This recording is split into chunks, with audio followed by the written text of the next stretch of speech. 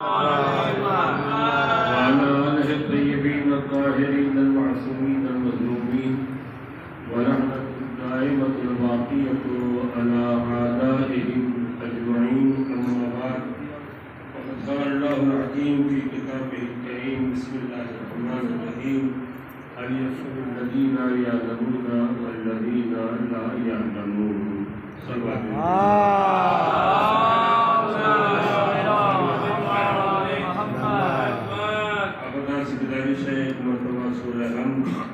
और 3 मरतबा सूरह तौहीद की तिलावत फरमाकर रज़ी अस्करी इब्न अखबार हुसैन, मनाहिर हुसैन नामजी इब्न सैयद तारिक हुसैन नामजी और जुमला मुबीन।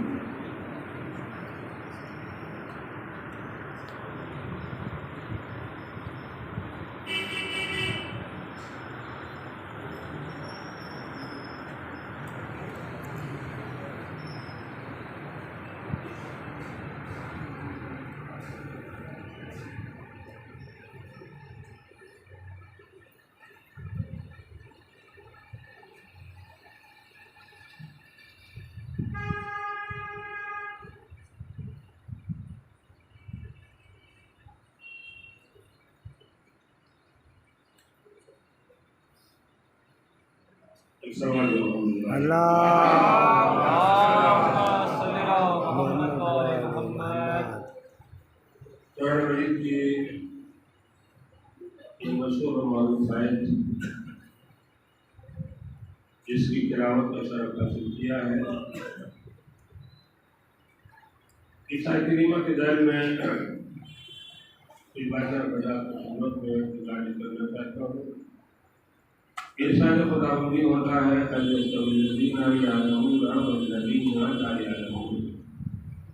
क्या वो लोग जो साहिबान इल्म हैं और वो जो कुछ नहीं जानते हैं, क्या दोनों बराबर हो सकते हैं?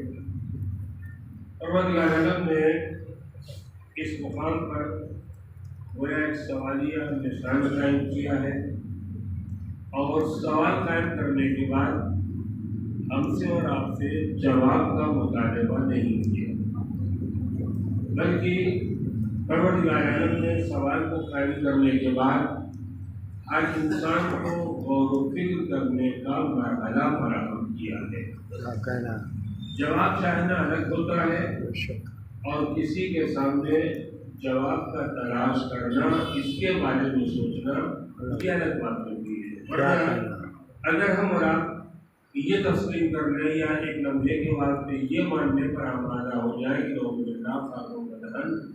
परवरदिगार आलम को इस सवाल का जवाब नहीं पता था और हमसे और आपसे इसके जवाब के बारे में पता लगाना चाहता है, तो जवाब का पता हो या ना हो, जवाब मालूम हो या ना हो, हम सब दायरे इस्लाम से खारिज हो जाएंगे। क्या कहना? क्यों खारिज हो जाएंगे? क्योंकि हम ऐसे खुदा को नहीं मानते हैं जिसके पास इन बातों का इल्म न हो। बेशक हमारा खुदा वो है जिसने कायनात को पैदा किया और दुनिया के तमाम उलूम का मंबा और बरकत अगर कोई बात है तो ज़ाते परवरदिगार है। लिहाजा परवरदिगार आलम ने हमसे और आपसे गोया लम्हे फिक्रिया करार दिया है कि दोनों बराबर नहीं हो सकते, और जब दोनों बराबर नहीं हो सकते हैं तो तुम्हें तय करना है कि कौन बेहतर है और कौन बेहतर नहीं है। यानी साहिबान इल्म का मर्तबा बुलंद वाला है या वो लोग जो इल्म नहीं रखते हैं, अपनी ज़बान में कहा जाए कि जाहिर है, उनका मर्तबा बुलंद वाला है। तो हर साहिब इल्म और हर साहिब अक्ल इंसान ये फैसला करेगा। इल्म बहरहाल एक अहम शख्सियत का नाम है और जहालत बहरहाल कितनी ही बड़ी जहालत क्यों न हो, जहालत बहरहाल जहालत है और इल्म बहरहाल इल्म। अब इस आयत करीमा के ज़ैल में थोड़ी देर में अल्लाह का वक्त लेना चाहता हूँ।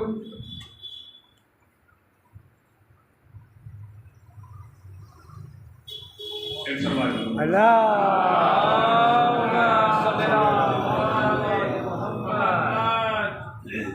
हमारे और आपके यहाँ हर काम और हर मसला आदमी अपनी इस्तेदाद और अपनी सलाहियत और अपनी हैसियत की बुनियाद पर तय करता है और करना भी चाहिए। बेशक।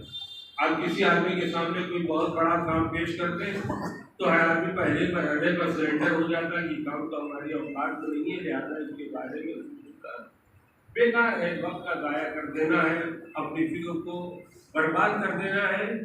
लेकिन जाने मुहतरम बसा औकात ऐसा होता है कि इंसान की औकात में नहीं होता है लेकिन उसके बाद भी करता है। बेशक। हमारी हैसियत में नहीं है इसके बाद भी करता, कहीं दूर जाने की जरूरत नहीं है, मैं ज़्यादा घुमाने फिराने का आदि नहीं हूँ, मैं सीधे सीधे गुफ्तगू करना चाहता हूँ। खुदा न करता अगर कोई आदमी हमारे घर में मरीज हो जाए, जब तक ये आदमी अस्पताल नहीं गया था तो हो सकता है कि इसके घर में एक वक्त चूल्हा जलता हो, दूसरे वक्त चूल्हा न जलता हो। बेशक लेकिन बेशक। जब हमने अपने मरीज को अस्पताल में ले जाकर के दाखिल कर दिया, अब क्या तो अस्पताल में दाखिल करने का मतलब क्या होता है? ये ध्यान पड़ने हैं वहाँ पे। क्या कहना? अस्पताल में किसी मरीज को दाखिल करने का खुलासा मतलब ये होता है कि आपके पास जेब में पैसा होना चाहिए। बेशक बेशक। और जब तक आपके पास पैसा है तब तक आपका मरीज जिंदा है।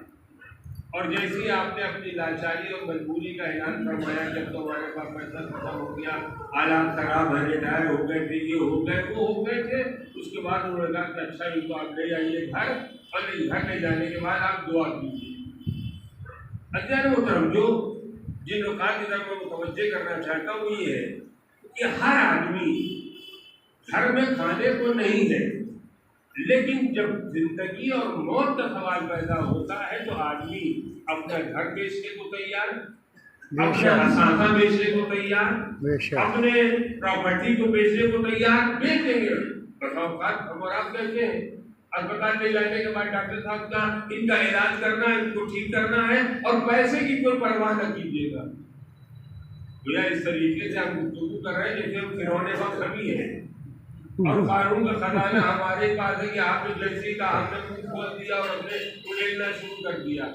लेकिन हर आदमी अपनी हैसियत के मुताबिक, अपनी औकात के मुताबिक, क्योंकि हमारी निगाह में इस मरीज की जिंदगी है, लिहाजा आदमी कोशिश करता है कि जितना हो सके जब तक चल सके अपने मरीज को चलाया जाए, जिंदा किया जाए, बचाए रखा जाए। लिहाजा जितना भी हमें पैसा खर्च करना होता कर देते हैं। चाहे के वास्ते एक इंसान की जिंदगी बचाने के वास्ते दीन मुबीन इस्लाम हमें और आपको इस मरहले पर डालने के बाद हमें दूसरी तरफ ले जाकर के हमें दावत फिक्र दे रहा है। देखो अगर तुम्हारी निगाह में जिंदगी प्यारी है और हर आदमी की निगाह में जिंदगी प्यारी है तो हम तुमको वो रास्ता बताते हैं। अगर हमने अस्पताल में ले जाकर के पैसा ले जाकर के खर्च कर दिया और अपने मरीज को बचा लिया है तो तनहा एक आदमी की जिंदगी बचाया। बेशक एक आदमी को अपने घर से ले जाकर के अस्पताल में भर्ती किया था और खाना निकालने के बाद उसको बचा करके ले आए। इस्लाम आवाज दे रहा है अगर तुम्हारे निगाह में हयात की इतनी कीमत है तो इस हयात ज़ाहिरी की तरफ निगाह न करो बल्कि हयात मानवी की तरफ कदम आगे बढ़ाओ। और देखो इल्म तुम्हारे घर में है या नहीं है, जहालत तुम्हारे घर में है या नहीं है।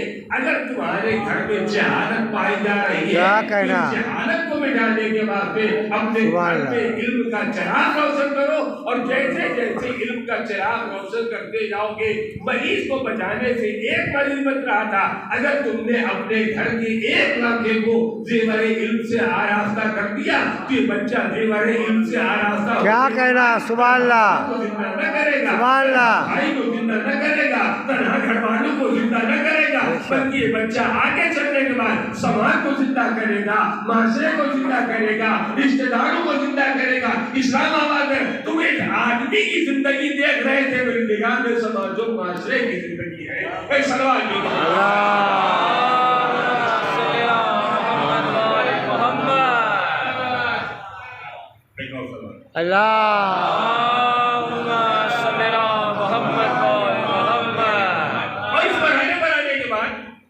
हमारे सबसे बड़ा मसला होता है तालीम और तालीम के बाद पैसा।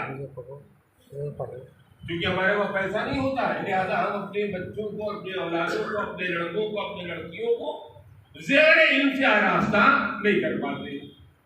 और उसके बाद ढूंढा जाता है ऐसा स्कूल जो बिल्कुल फ्री में हमारे बच्चे को इतना पढ़ा दे कि उसको लिखना और पढ़ना आ जाए, वक्त अल्लाह का खैर करना। बेशक। लेकिन इस्लाम आवाज देता है कि तनहा इतने पर किफायत करना अपनी जिम्मेदारी को पूरा नहीं कर रहे हो। लिहाजा जिस तरीके से एक मरीज को बचाने के वास्ते तुम अपना घर बार उठाने के वास्ते आमाद और तैयार थे, उसी तरीके से एक बच्चे को जेवरे इल्म से आरास्ता करने के वास्ते अगर तुमने ये ठान लिया होता मकान है बेच देंगे, असासा है बेच देंगे, गाड़ी है बेच देंगे, प्रॉपर्टी है बेच देंगे, वहां पर मरीज को बचाने के बाद कोई जरूरी नहीं था कि हमारा मरीज अस्पताल से वापस आने के बाद महीने भर 2 महीने चलता, उसके बाद दोबारा मौत आ जाती। लेकिन अगर हमने एक बच्चे को जेवरे इल्म से आरास्ता कर दिया तो वो तनहा घर वापस न आएगा, बल्कि घर आने के बाद समाज को रोशन करेगा, माशरे को रोशन करेगा, घर वालों को रोशन करेगा। और जब जेवरे इल्म से आरास्ता हो जाएगा तो सारी दुनिया जो कुछ लुटा करके इल्म हासिल किया था, इल्म हासिल करने के बाद दोबारा फिर हासिल कर सकता है। क्या कहना, सुभान अल्लाह। कितना खर्च किया था, लेकिन शर्त वही है कि जी लगा करके पढ़े। बेशक। ये ना हो कि खाली डिग्री लेने के बाद तो बैंक जोर से गए, कहीं कितने में डिग्री मिलती, कहीं 4 लाख में, कहीं ये 4 लाख पकड़ लिया और ले आए। नहीं, दुनिया में तरक्की के वास्ते जितने भी रास्ते पाए जाते हैं, बेशक, इन तमाम रास्तों में अहम तरीन रास्ते का नाम है इल्म हासिल करना। बेशक। क्या कहना। अगर आप हमारी कौम, आपकी कौम, हमारा माशरा, हमारा समाज अगर ये चाहता है कि दुनिया वालों की निगाह में साहिब इज्जत कहलाए, तो जब तक हमारी नस्लों में इल्म मुंतकिल न होगा कभी साहिब इज्जत नहीं होगी। क्या कहना, सुभान अल्लाह। और अगर इल्म नहीं है, पैसा हमारे पास है, तो पैसा लिए लिए आप टहलते रहिए, कभी इनके दरवाजे पर जाइएगा, कभी उनके दरवाजे पर जाइएगा, कभी उनके दरवाजे पर जाइएगा। लेकिन अगर हमारे पास इल्म है और इल्म जैसी दौलत है तो हमारी जिम्मेदारी बनती है कि इल्म वाला किसी दूसरे के दरवाजे पर नहीं जाता है, हर आदमी साहिब इल्म के दरवाजे पर आता है। और अगर हमें यकीन ना है तो आप देख लीजिए मौलाए कायनात अमीरुल मोमिनीन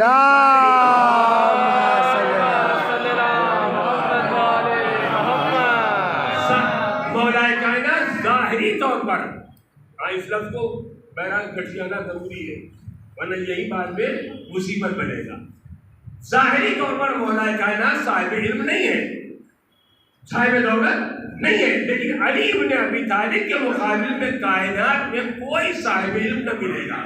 क्या कहना, सुभान अली के मुकाबिल में कोई साहिब इल्म आपको न मिलेगा। हमने कहीं भी तारीख में नहीं पढ़ा है कि अली इब्न अबी तालिब इल्म हासिल करने के वास्ते किसी के दरवाजे पर गए हो, लेकिन हमने ये पढ़ा है बड़े से बड़ा साहिब इल्म, बड़े से बड़ा साहिब इख्तियार, बड़े से बड़ा साहिब दौलत, बड़े से बड़ा साहिब हैसियत, वो चाहे दिन में अली के दरवाजे पर आया हो, चाहे सबके सन्नाटे पर अली के दरवाजे पर आने वाला इस बात का इकरार कर रहा था। दौलत के जरिए सब कुछ हासिल किया जाता है, लेकिन कमाल हासिल नहीं किया। क्या कहना।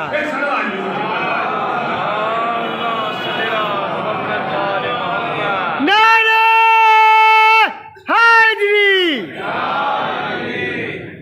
अब यहाँ बनाने के बाद 2 बातें और गुजारिश करना है कि जो है गुज़िश्ता तकरीबन 18 दिन से मुल्क के बाहर था और वहाँ जाने के बाद बहुत कुछ देखने और बहुत कुछ सीखने को मिला। और आप यहाँ रहने के बाद जब कभी मदरसे का नाम आता है तो मदरसे का मतलब ये होता है कि वो ये चीज़ खाना, एक छोटा सा कमरा होगा, वहाँ 2-4 लड़के पढ़ते होंगे और वगैरह वगैरह। बाकी इमारत आप आगे लगा लीजिएगा, इन खाली जगह भरो।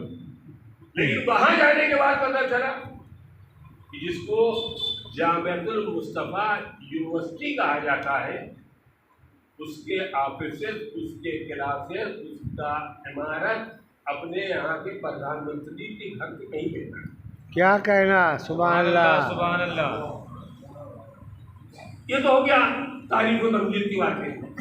अब इसके बाद जो इसके जिम्मेदारान हैं उनको मुलाकात करने का मौका मिला तो उन्होंने कहा कि हमारा एक यूनिवर्सिटी जो है वो तनहा किसी एक मुल्क के साथ नहीं है, तकरीबन 110 ममालिक के स्टूडेंट उस यूनिवर्सिटी में ज़ेर तालीम है। और ज़ेर तालीम होने के बाद आप कहेंगे यूनिवर्सिटी खोला है, पैसा देते होंगे, पढ़ाते होंगे, ऐसा भी कुछ नहीं। तकरीबन 400 शोबे हैं इल्म के।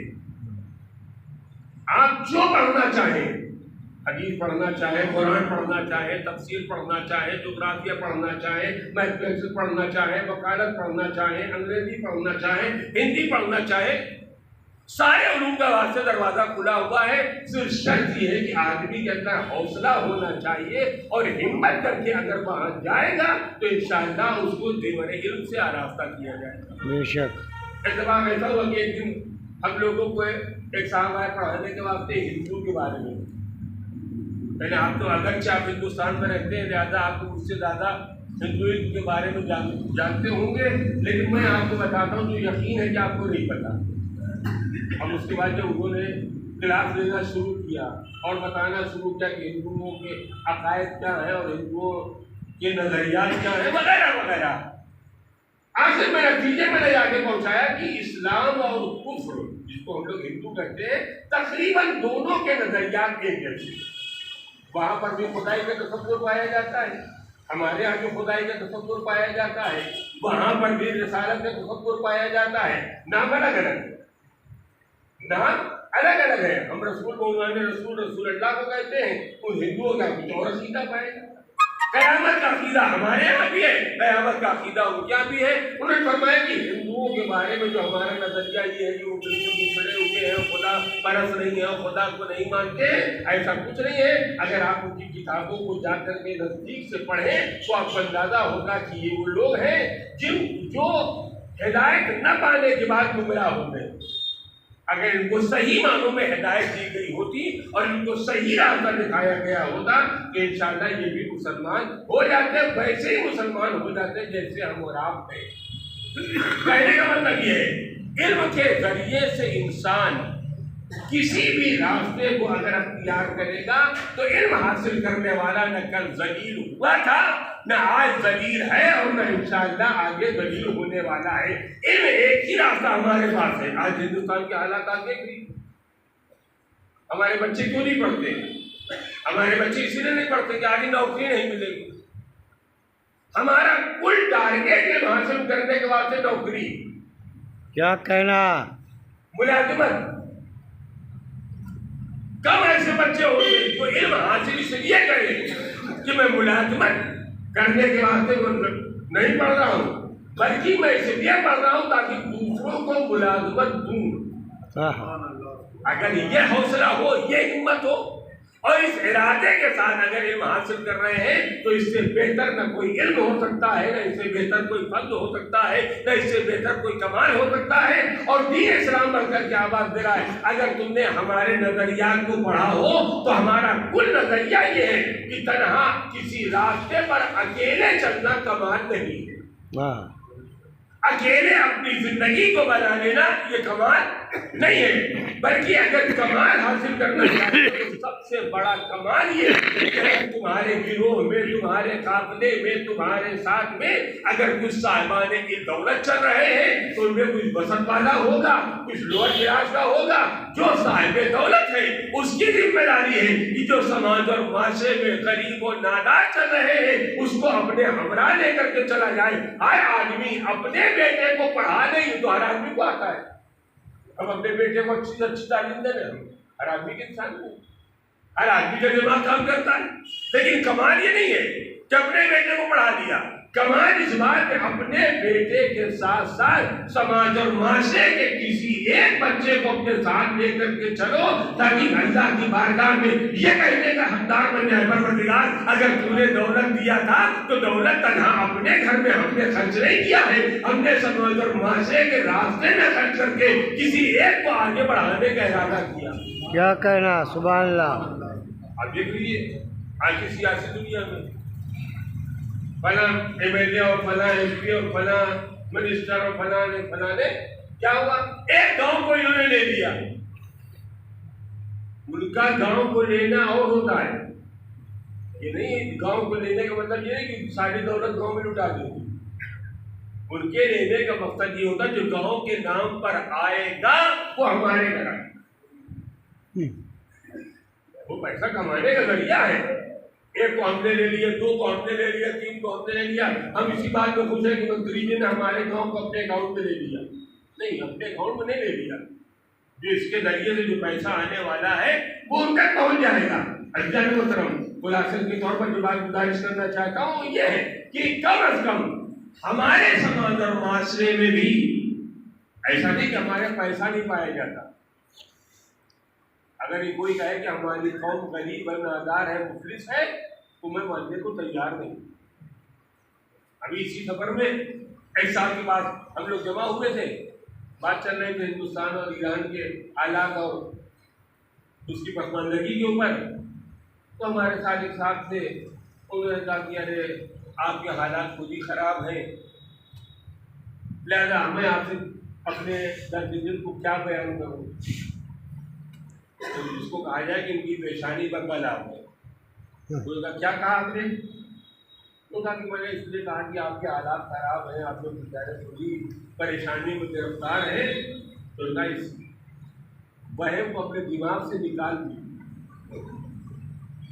मैं कभी न परेशान था, न परेशान हूँ, न मैं कभी गरीब था, न कभी गरीब हूँ। यानी आप उसको ईरान को आप गरीब कह रहे हैं और आप अपने को अमीर कह रहे हैं। उनका ये बताइए, जो कर्ज देता है वो गरीब होता है या जो देता है वो गरीब होता है? जो कर्ज लेता है वो गरीब है या जो देता है वो गरीब है? हमने कहा जो देता है वही गरीब समझा जाता है। कहते आपका हिंदुस्तान जो हमारा कर्जदार है, पता नहीं कितने अरब डॉलर हमारा हिंदुस्तान के ऊपर बाकी है। अगर आप हमको गरीब कह रहे हैं तो ये जाके दिलवा दीजिए, हम गरीब होते। दुनिया का कोई मुल्क ऐसा नहीं है जो हमारे मुकाबले में खड़े होकर के कह सके कि हमें ईरान की मखलूक नहीं है। हर एक के ऊपर हमारा पैसा बाकी है, चाहे वो अमेरिका हो, चाहे वो बरतानिया हो, चाहे वो जर्मनी हो, चाहे वो जापान हो, चाहे वो चाइना हो, सारे ममालिक हमारा पैसा दबाए हुए बैठे हुए हैं और हमको बता रहे गरीब है।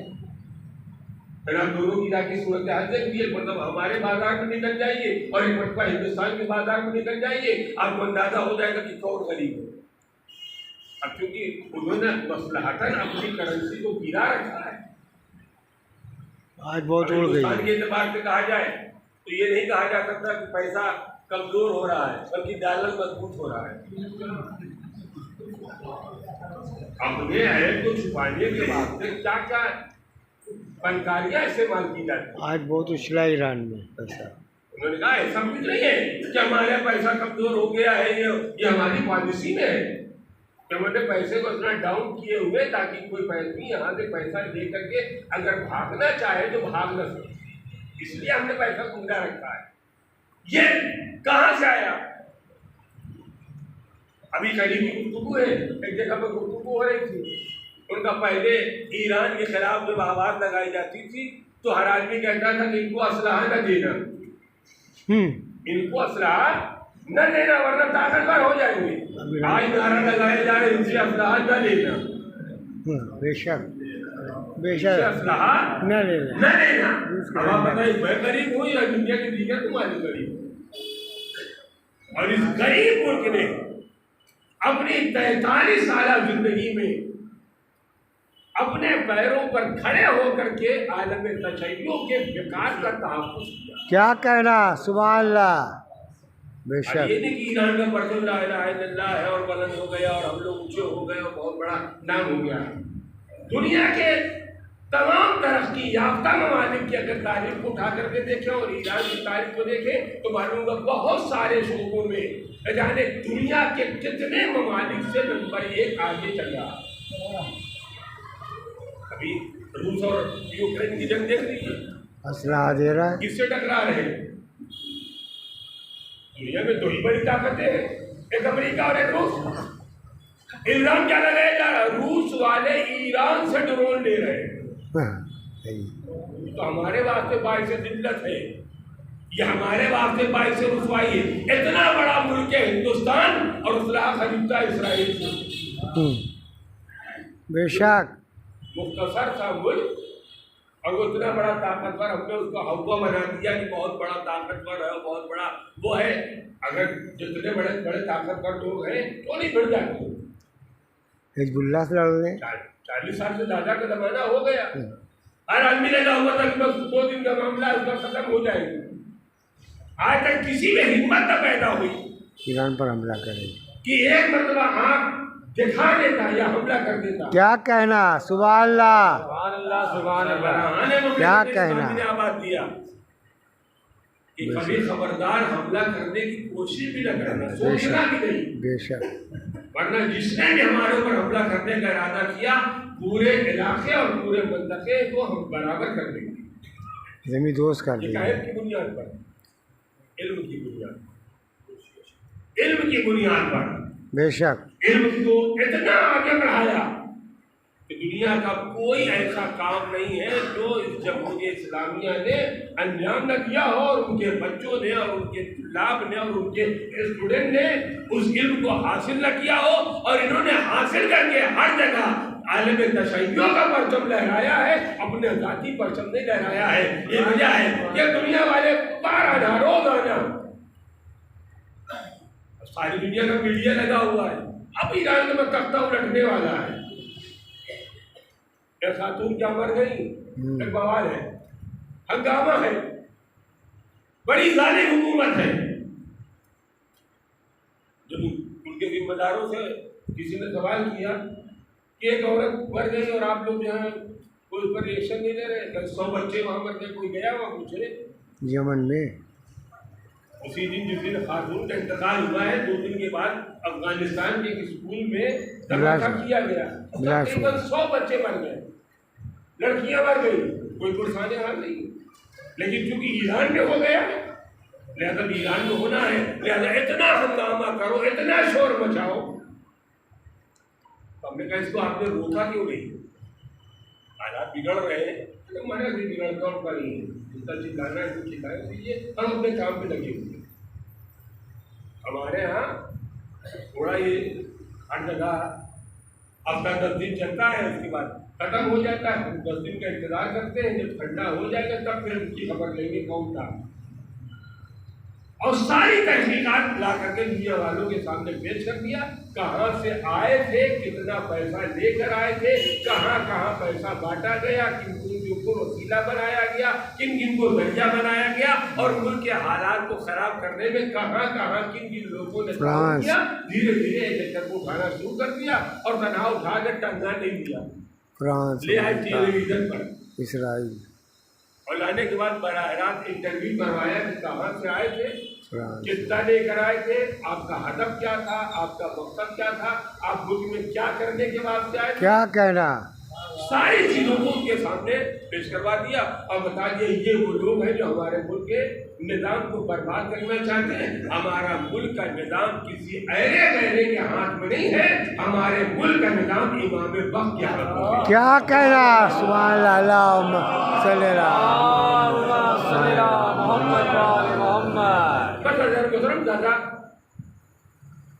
बातें गुजारिश नहीं करना है, कुल खुलासे के तौर पर मैं इतना आपके से गुजारिश करना चाहता हूँ कि हम लोग जितना दीगर मामलात में जितनी अहमियत देते हैं, काश हमने उतनी ही अहमियत इल्म हासिल करने में दिया। हमारे यहाँ आज तक यही नहीं पता चल पाया कि गरीबी का मेयार क्या। जाने कितने अफराद आपको भी मिलते रहते हैं, हमें भी न्याय मिला करते हैं। और अगर गरीबी का मेयार ढूंढना है तो किसी शादी के मौके पर ढूंढ लीजिए, गरीब भी है और उसका शादी कार्ड भी छपा हुआ है, कुछ इमदाद करवा दीजिए। हमने कहा शादी कब है, कहते मैं कार्ड लेकर आया हूँ। हमने का कार्ड छपवाने का मतलब ये है कि आपके पास पैसा है। कार्ड छपने का मतलब ये है कि आपका पैसा है, वरना कार्ड कैसे छप गया आपका और क्यों छपवा दिया आपने? नहीं हमारे पास पैसा नहीं है, हमने कहा कार्ड कहाँ छपा? कल हमारे महल्ले में एक साथ थे, उन्होंने कार्ड छपवा दिया। हमने कहा आज तक कोई नहीं मिला। कि हमसे कहता कि आपकी शादी होने वाली कार्ड हम तो ने दिया, छपवा देंगे। आप क्या करते हो? चलिए हमने मान लिया कि आपके कोई आपका मुखबिर पैदा हो गया होगा, उसने कार्ड आपका छाप दिया। हमने कहा अच्छा ये बताइए कि आपके मेहमान कितने होंगे? पहले कम से कम 200 तो बाराती होंगे और उसके बाद हमारे अपने होंगे। हमने कहा कुल कितने होंगे? मैंने आप समझ लीजिए 500 आदमी। हमने कहा अगर 500 आदमी गरीबी रेखा के नीचे के हैं तो अगर कहीं आपके पास दौलत होती तो आप कहाँ जाते? तय नहीं हमारे पास। हमने आज तक इस मसले पर गौर ही नहीं किया कि भाई अगर जितना देहात की मसद कही जाती है उतना पैर फैलाओ जितनी चादर हो। किसने कहा कि आप 200 आदमी को बुलाइए? किसने कहा आप 400-500 आदमी बुलाइए? अल्लाह ने दिया 500 नहीं 5000 को बुलाइए। लेकिन अगर वाकई आप गरीब हैं तो मस्जिद में ले आइए दूल्हे मियाँ को और घर वाले आ जाए, यहाँ निकाह हो जाएगा, नहीं यहाँ कुछ खर्चा होने वाला नहीं कुछ होने वाला, काम हो गया। दीगर ममालिक में क्या होता है? यही तो होता है। दूल्हा दुल्हन आए हरम में आने के बाद अभी 17 रबीउल अव्वल की रात में हम लोग वहाँ मशहद में थे, देखा न जाने कितनी खवातीन और कितने गोया आपकी जबान में कपड़े जो है हरम में टहल रहे। क्या हुआ? कल इनकी शादी हुई, निकाह हुआ है। हमें कहा बराती कहते हैं, बराती कुछ नहीं होता है। हरम में आइए, कोरोना को पकड़िए, वो निकाह पढ़ देंगे, मुबारकबाद, खुदा हाफिज़, अपने घर जाओ, जहाँ जाना था जाओ। खाली कुछ दास्तान तो है नहीं कि हमने सुना दिया खत्म हो गया। कम से कम ये हम भी तो पढ़े। पहले हमारे निकाह मस्जिद में हुआ करता था। जब मस्जिद में होता था तो कम से कम 150 आदमी सरमाल पढ़ने वाले तो रहते थे। क्या कहना? अब हम निकल करके बेहाल हो गए। हम यहाँ से निकले तो हम बेहाल हो गए। बेहाल होने का मतलब क्या हुआ? अब वहाँ पर मैरिज हॉल में जाकर के स्टेज पर निकाह होगा और स्टेज पर बैठने वाले कौन साहब है? कोई राम प्रसाद है, कोई मोहम्मद उमर है, कोई मोहम्मद खालिद है, कोई फलाने साहब ठिकाने साहब। और जोर इस बात का लगा है कि जब तक हदीस के साथ होगी निकाह नहीं होना चाहिए। क्या कहना? क्या किसके कहना? वास्ते होना चाहिए? ये हदीस के साथ किसके लिए पढ़ी जाए? राम प्रसाद के वास्ते, शुक्रा जी के वास्ते, मिश्रा जी के वास्ते? ऐसी जगह पर हदीस के साथ पढ़ना ही हदीस के साथ की तौहीन है। बिला वजह में सारा जोर लगा हुआ है। तारीख अच्छी से अच्छी होना चाहिए। 13 रजब मिल जाए इससे अच्छा का, 3 शाबान मिल जाए इससे अच्छा का, 17 रबीउल मिल जाए इससे अच्छा का। ये जनवरी भी वो कैलेंडर भी यहाँ खबर दरअसल लिखा है और यहाँ 12 बजे खत्म हो रहा है तो हम 12:30 बजे निकल जाए तो क्या होगा? सारी चीजें। और जब शादी का मरहला है तो सारा वो काम जो खिलाफ शरीयत है वही अंजाम दिया जाएगा। क्या कहना? तो मतलब क्या हुआ? तारीख ढूंढना है जीत का मजाक उड़ाने के लिए, तारीख ढूंढा है शरीयत का मजाक उड़ाने के लिए। और उसके बाद हमारा तुर्रा ये कि हमसे बड़ा मोमिन कोई नहीं है। मोमिन इसे नहीं कहा जाता था हाँ अलग पकड़ लिया, दूर के लगाम पकड़ लिया और ताबूत में कांधा दे दिया, अब मोमिन हो गए। बेशक मोमिन के वास्ते तो शरायत है, दीन का पाबंद हो, मजहब का पाबंद हो, शरीयत का पाबंद हो, नमाज रोजे को अदा करता हो और अपने समाज और माशरे में रहने के बाद गरीबों और नादारों की खबरगिरी करता हो। अगर ये करता हो तो मोमिन कहलाएगा। मोमिन हम है। वाह वाह, क्या कहना? अब आप एक लम्हे के वास्ते थोड़ा और पहुंचेंगे। हमारे घर तो खुदा न खास्ता अगर किसी का इंतकाल हो जाता है तो ये पहले 4 साल पहले 5 साल पहले ये तस्वुर भी नहीं था कि जनाजा एम्बुलेंस से जाएगा।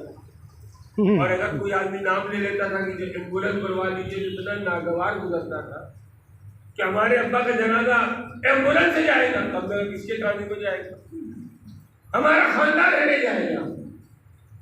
जो कहने वाले थे वो भी पीछे रह गए, खानदान वाले वो भी पीछे रह गए और जनाजा जिसने बेचारे ने हाथ लगा दिया फंस गया। अभी आप गौर करें, कम से कम उस जनाजे में एक आदमी है, उसका वजन है, उसका वेट है, जो उठाए हुए हैं। अब पीछे से लोग चिल्ला रहे आहिस्ता आहिस्ता चलिए। लगाना नहीं है, वो मुझे बता रहा आहिस्ता आहिस्ता चलिए। वैसे मौके पर कोई चाहता है कि इनसे कहते हैं कि आप कांधा छोड़ करके इनको दबा लीजिए और इनसे कहीं धीरे धीरे चलिए। क्यों ऐसा मशवरा देते हैं? उस ताबूत में जिसमें मरहूम नजर आता है वो तो बहरहाल भारी है ना, लेकिन जो हमारे जुलूसों में निकलता है, हाँ क्या कहना, कई किलो वेट होता है 1 किलो भी नहीं होता, उस ताबूत में कई किलो का वजन होता है। 1.5-2 किलो। अब क्यों पकड़ कांधा देने वाला अकायद की दुनिया में हरानी है। बोला आप उजर कुर्बान, ताबूत तक पहुंचे, चूम के दूर ही से चूम के निकल दिया आगे, कहीं कोई पकड़ा ना दे ताबूत। जब खाली ताबूत उठाने में हमारे खाने में दम नहीं है, तो भरा ताबूत उठाने में कहाँ दम है? और उसके बाद हमसे बड़ा कोई मोमिन नहीं, हमसे बड़ा कोई मुत्तकी नहीं, हमसे बड़ा परहेजगार कोई नहीं। न इसे मोमिन कहा जाता है, न मुत्तकी कहा जाता है, न परहेजगार कहा जाता है। मुत्तकी और परहेजगार बनने के बाद वो काम अंजाम देना पड़ेगा जो रिज़ाए खुदा का जरिया और सबब बन जाए। क्या कहना, अल्लाह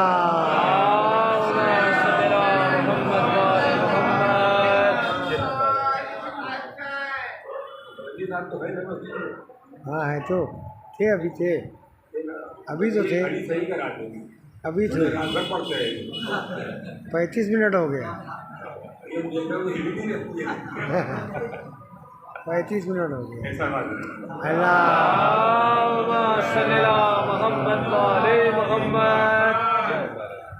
बहरहाल इल्म एक ऐसा सरमाया है जो जिसके पास आ जाए, वो माल हो या न हो, इस इल्म की बुनियाद पर मजबूत हो जाते हैं।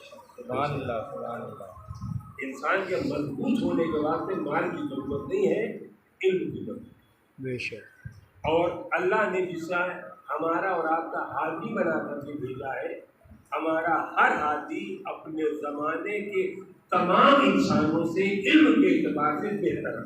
बेशक, चाहे वो नबी रहा हो, बेशक, चाहे वो रसूल रहा हो, चाहे वो इमाम रहा हो, इनके तमाम दरबार में कोई एक आदमी आपको ऐसा न मिले जो कहे मैं मौला अली से ज्यादा जानता था, इमाम हसन से ज्यादा जानता था, क्या कहना, क्या कहना, इमाम बाकर से ज्यादा जानता था। नहीं, अल्लाह ने इनको इतना मजबूत बना करके भेजा है कि कोई कितना ही बड़ा साहिब क्यों ना आ जाए, ये नहीं कह सकता मुझे मालूम है और आपको नहीं मालूम। क्या कहना, क्या कहना। और ये वजह है कि अहले बैत ने हमेशा साहिबाने इल्म को दूर रखा। बेशक। अब बराबर मजलिसों में दोपहर में आप सुना करते हैं, इमाम मासूम जेरे मिंबर है और इमाम की मधुसना करने वाला बालाई मिंबर है। ये शायर इमाम की मधुसना करने वाला कोई जाहिल शायर नहीं बन जाता ना, पढ़ा लिखा होगा, उसके बाद इल्म होगा, उसने कहीं ना कहीं से मालूमात फराहम किया होगा, तभी तो अपनी मालूमात को अशार के में पिरोया होगा। इमाम आबाद जो है, हम किसी जाहिल को मर्तबा नहीं देते हैं, हम जब मर्तबा देते हैं किसी न किसी साहिबी।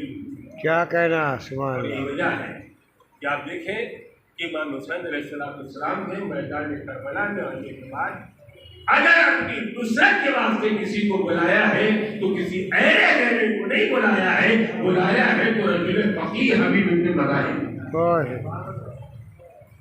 बोला ये हबीब को क्यों बुला रहे हैं?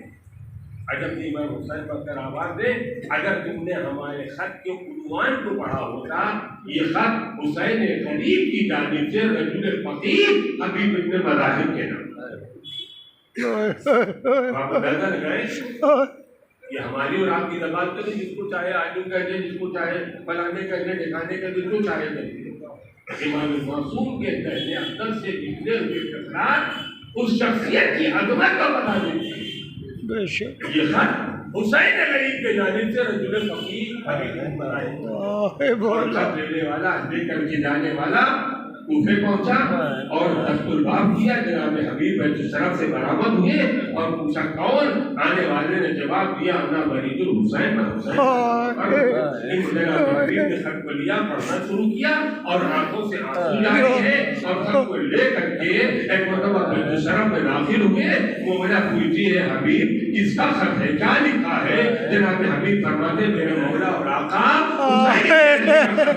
मेरा मौला दर्द आज़ा में गया है, मुझे नुसरत के वास्ते बुलाया है, मुझे मदद के वास्ते बुलाया है। एक मरतबा पहुंचा, पूछती है ये हबीब अब तुमने क्या फैसला किया?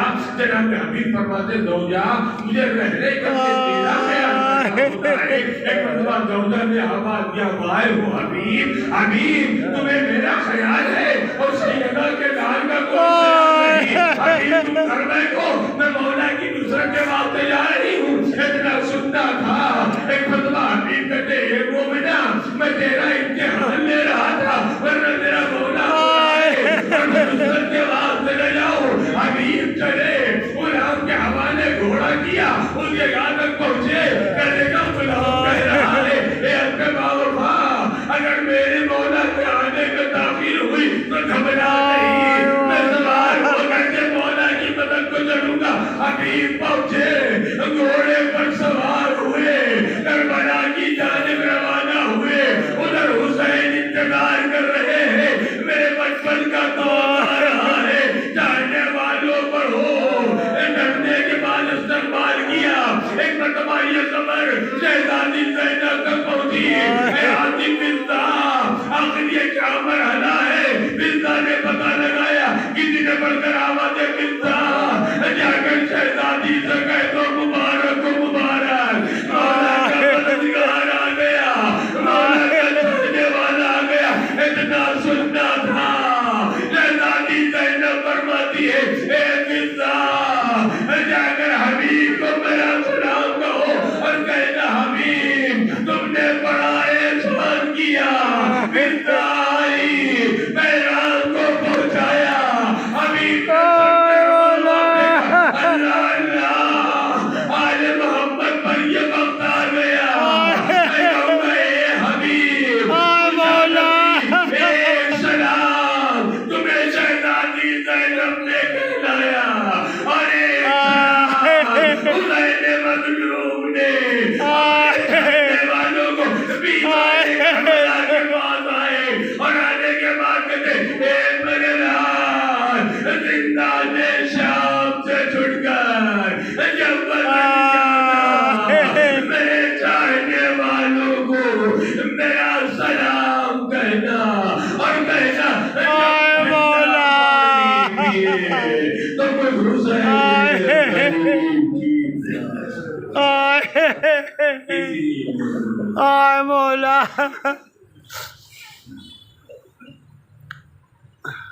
सयालमुल्लज़ीना ज़लमू अय्यमन क़लबिन फ़यक़ूल इन्ना लिल्लाहि व इन्ना इलैहि राजिऊन। इलाही बिहक़्क़ि ज़हरा व